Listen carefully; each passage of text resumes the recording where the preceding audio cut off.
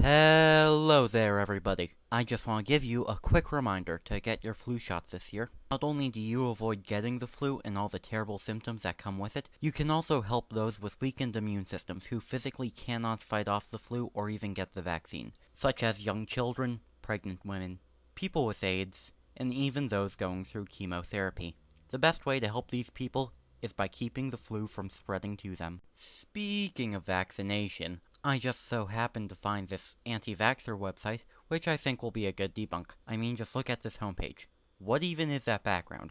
After rummaging around for a while on their website, I managed to find this list that the author claims is a debunk of myths around vaccines. Well, spreading more myths about vaccines. That's right, everybody. This is my first official debunking of a debunking. But seriously, let's get back to the first debunking of a debunking. Dispelling Vaccination Myths, an introduction to the contradictions between medical science and immunization policy. Alan Phillips, Director of Citizens for Healthcare Freedom. Last revision, May 2001. Holy crap, I didn't realize it was this old. When my son was set to begin his routine vaccination series at age 2 months, I didn't know there were any risks associated with immunizations. Well, of course there are risks associated with vaccinations. Just about every type of medical treatment that modern medicine uses has some element of risk to it, from vaccinations to open-heart surgery and even penicillin. I'm sorry if nobody directly told you, but if you've been using modern medicine for your entire life, you should have picked up on this by now. And it's not like we take these risks for no reason. All of these treatments are more likely to help us than they are to harm us. For example, if you have some kind of infection that is life-threatening, it is a far smarter idea to take whatever antibiotic your doctor prescribes you than to not take it because you fear having an allergic reaction to it. This isn't even medical science, this is just a plain probability issue. But the clinic's flyer contained a contradiction. My child's chances of a serious adverse reaction from the DPT vaccine were 1 in 1,750, while his chances of dying from pertussis were 1 in several million. First off, that isn't a contradiction, that's just misleading. The DPT vaccine prevents more than just pertussis. It also vaccinates against diphtheria and tetanus, hence DTP, so you should include the likelihood of dying from those diseases in your comparison if you want to make it accurate. I would also like to note how you are comparing dying to just a general adverse reaction. In other words, you're comparing a very general thing, any bad thing happening, to a very specific thing, dying. And of course, a more generally defined thing will happen more often and be more likely than a very specific thing. Especially when the very generally defined thing contains the very specifically defined thing. Yet again, due to how you set up your comparison, this is not at all accurate. Soon thereafter, I learned of a child who had been permanently disabled by a vaccine, so I decided to investigate for myself. My findings have alarmed me so that I feel compelled to share them, hence this report. This isn't a report, this is a blog. Health authorities credit vaccines for disease declines and assure us of their safety and effectiveness. Yet these assumptions are directly contradicted by government statistics, published medical studies, FDA and CDC reports. Source please? Like, these are some pretty big assertions you're making. You should probably cite a source. You're even stating that these come from federal government websites. It can't be that hard to cite them right here and right now.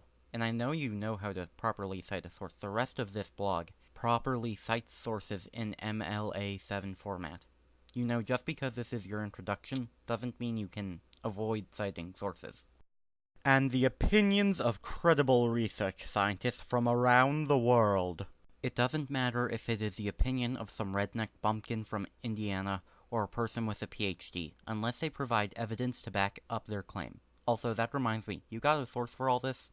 In fact, infectious diseases declined steadily for decades prior to mass immunizations.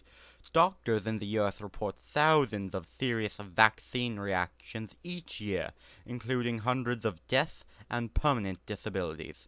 Fully vaccinated populations have experienced epidemics, And researchers attribute dozens of chronic immunological and neurological diseases that have risen dramatically in recent decades to mass immunization campaigns.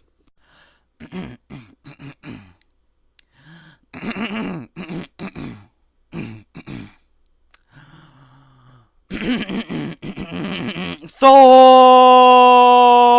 11 minutes later. Force!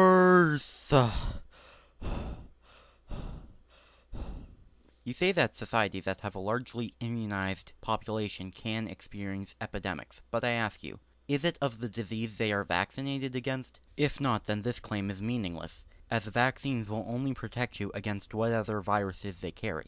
And if it is of a disease the population is widely vaccinated against, you're gonna have to define widely. How much of the population?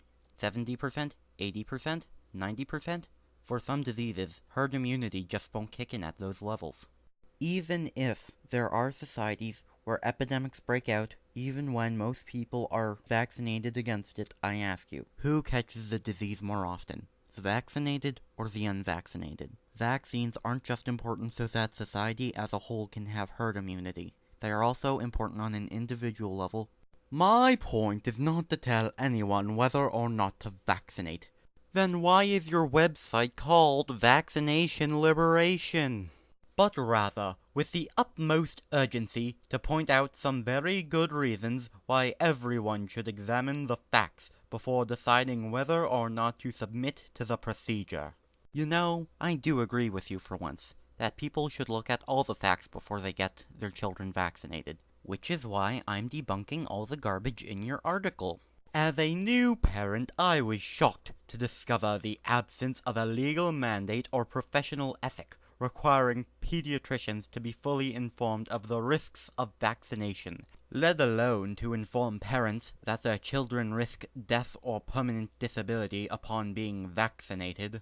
Like I said, just about every medical procedure has some element of risk involved. However, it is usually so small and unlikely that it is unnecessary to bring it up. Should a doctor have to say to you every time they give a reflex test, "Hey, if I accidentally swing too hard, I may break your kneecap. Do you want to go through with this?" Despite the fact they have done this 20,000 times and never once had that happen.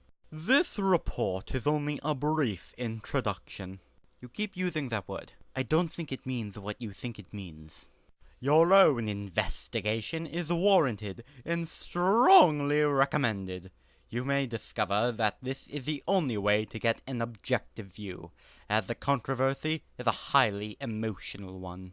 First off, you're certainly not objective. And secondly, if people do get emotional over this, it is because you're killing children for no reason. A word of caution. Many have found pediatricians unwilling or unable to discuss this subject calmly, with an open mind. By close-minded, do you mean people are rejecting the crap you're showing them because it is absolute crap? Perhaps this is because they have staked their personal identities and professional reputations on the presumed safety and effectiveness of vaccines, and because they are required by their profession to promote vaccination.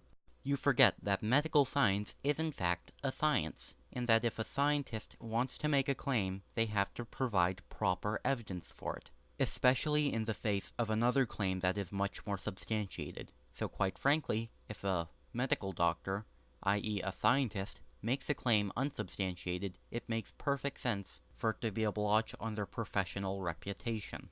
The first pediatrician I attempted to share my findings with yelled at me angrily when I calmly brought up the subject. The misconceptions have very deep roots. I agree with you, just not in the way that you think. Thanks for watching. Please like, comment, and subscribe.